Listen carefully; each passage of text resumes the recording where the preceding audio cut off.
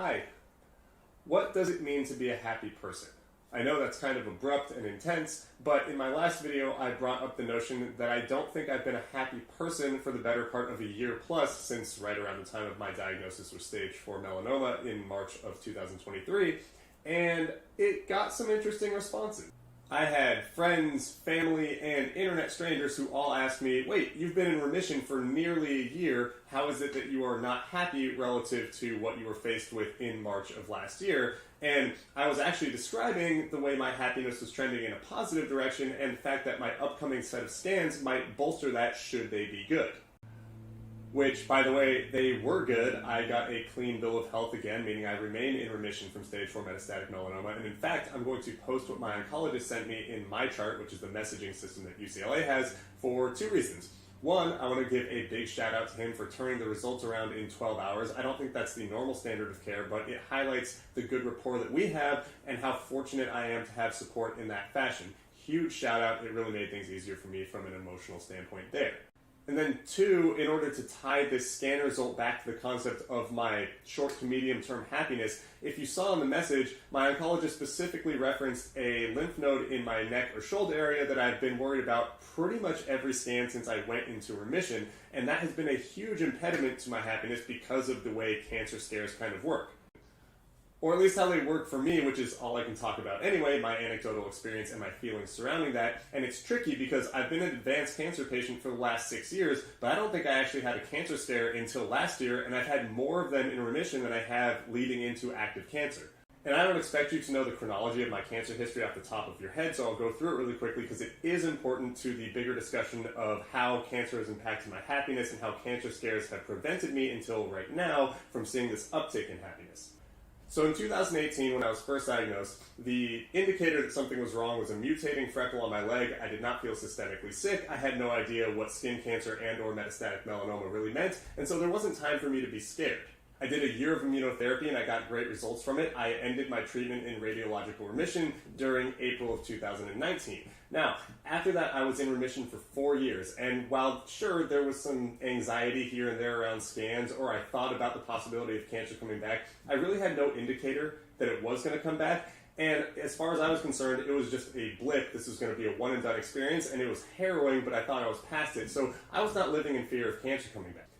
And maybe my false sense of security was naive. In fact, it definitely was, because last year, as my lymph nodes started to blow up a little more in January, and then it kept progressing into February, and ultimately I was diagnosed late February. I said March in the beginning of this video. It's actually February 26th or something like that.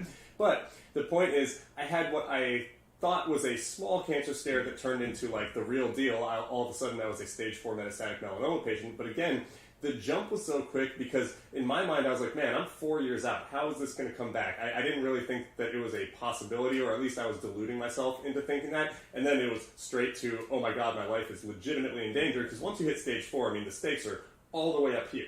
And from that height of fear, I got to actually drop pretty quickly, because for those of you who are more familiar with my vlog, I actually started the day after my diagnosis, but I only did 2 immunotherapy treatments before my body suffered a thyroid storm, and then I went into autoimmune hepatitis. And by the time we paused my treatment, I actually was in radiological remission, but still recovering from the hepatitis. So I was cleared on May 11th of last year. That's my kind of, remission or cancerversary, but I had not been doing treatments for a couple months at that point in time. And again, you might be saying, okay, how does this tie into happiness, or even my definition of happiness?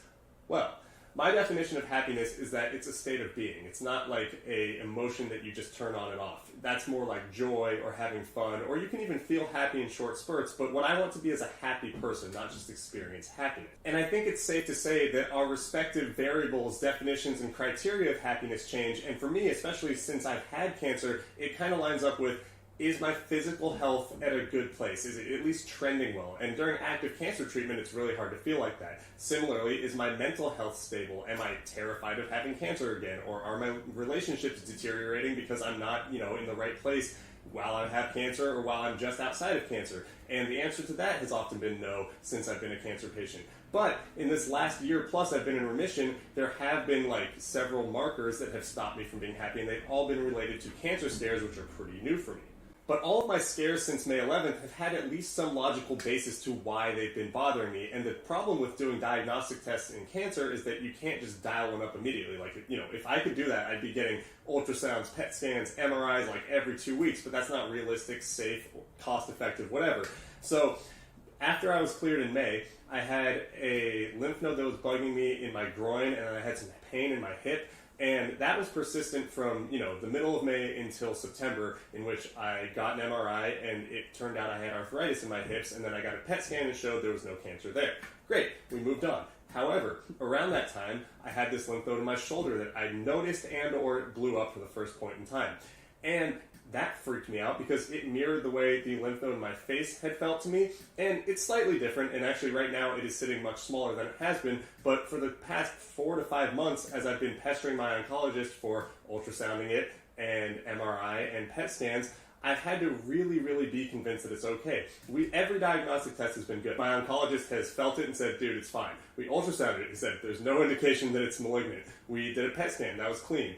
It continued to stick around, and I just kept thinking, this is how it happened last time, this is how it happened last time. And so finally, we got to this PET scan right now, and again, it's clean. So now with the information that I have, the impediment to my happiness, these scares that I've been experiencing for the better part of 10 months, they're all kind of gone. Like, this doesn't mean I'm not going to feel anxiety around all my upcoming scans, or it doesn't mean there's not going to be days where I wake up and I think, oh shit, what if this is coming back?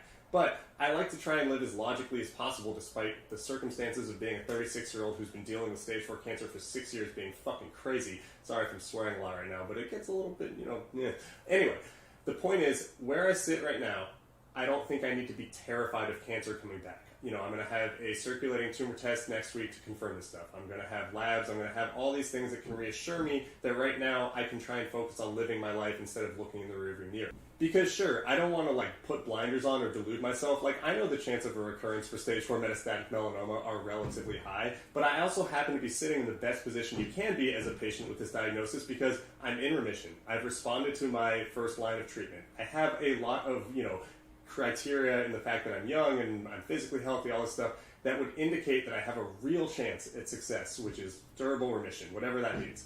And so, if I'm going to be happy during that durable remission, I better act like that's where I want to be, because otherwise I'm just going to be miserable, freaking myself out about it, and I don't want to live that life.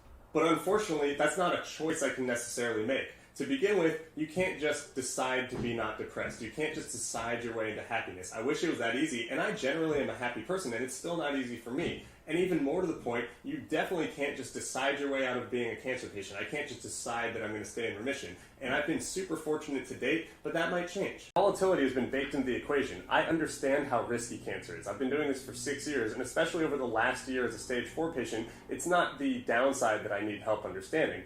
Right now, as I'm getting more and more confident, as I'm getting more and more safe and secure, the criteria for my own happiness, I need to let myself access that. I need to convince myself that the life outside of worrying about cancer, because cancer dominates your brain. When you're in treatment or you're scared about cancer, you cannot think about anything else in terms of importance. And so I need to give myself the opportunity to address the life that I have fought so hard to get to. Because yeah, it hasn't been all my doing. My body had to comply. The treatment had to work. There's a lot of luck involved. But the whole point of pushing towards a life either with or after cancer is that there's other things than cancer.